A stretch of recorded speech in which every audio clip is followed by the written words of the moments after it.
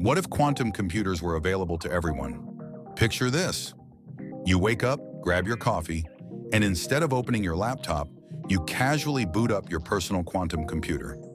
A device so powerful it makes today's supercomputers look like your grandma's calculator. That Sudoku app? Solved in less than a blink. Your taxes? Done before you even remember how much you owe. Your ex's new Wi-Fi password? Cracked faster than they could block you on Instagram. Quantum computers don't just calculate faster. They don't play by the same rules as classical computers at all. They use quantum bits, qubits, which can be both 0 and 1 at the same time. Imagine Schrodinger's cat, but instead of being dead and alive, it's hacking your bank account while simultaneously mining Bitcoin and playing Fortnite. So what happens when everyone has one? First, let's talk about security. All of today's encryption, the thing that protects your emails, bank accounts, even government secrets, would be shredded like toilet paper in a hurricane. Passwords would become as useful as a chocolate teapot. That fancy 16-character password with numbers, symbols, and hieroglyphics. A quantum computer laughs at it.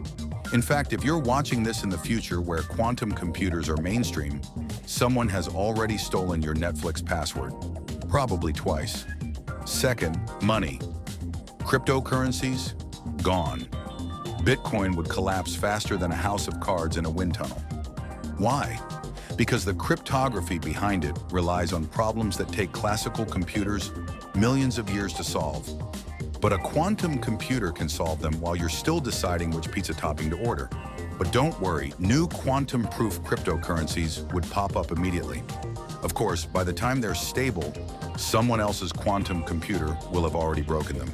It's like building a sandcastle at low tide. Third, science and medicine. This is the part where things actually sound hopeful. Quantum computers could simulate molecules, predict protein folding, and design new drugs at insane speeds. Diseases that stump today's scientists could be cured in weeks, which is fantastic. Unless your insurance company also gets a quantum computer and starts running algorithms to predict exactly how soon you'll die, then raises your premiums accordingly. And let's not forget the chaos in everyday life. Cheating on exams. Forget calculators. Students would be carrying pocket-sized quantum machines. Imagine the teacher asking, "Show your work." And the kid goes, sorry, Schrodinger's cat ate it." Gaming. Quantum computers could render entire universes in real time, which sounds awesome until you realize your friends no longer want to hang out in real life. They're too busy living in a simulated reality where they're rich, attractive, and have a social life. Governments, absolute nightmare. Whoever controls the best quantum hardware controls the future. Elections could be hacked, financial systems hijacked, even nuclear launch codes cracked. Basically, if the Cold War had nukes, the quantum war would have something far scarier. Math. Now here's the punchline. Humanity probably wouldn't collapse overnight.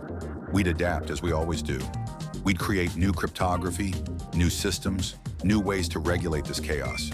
But the real question is, would people use their personal quantum computers to advance science and improve humanity?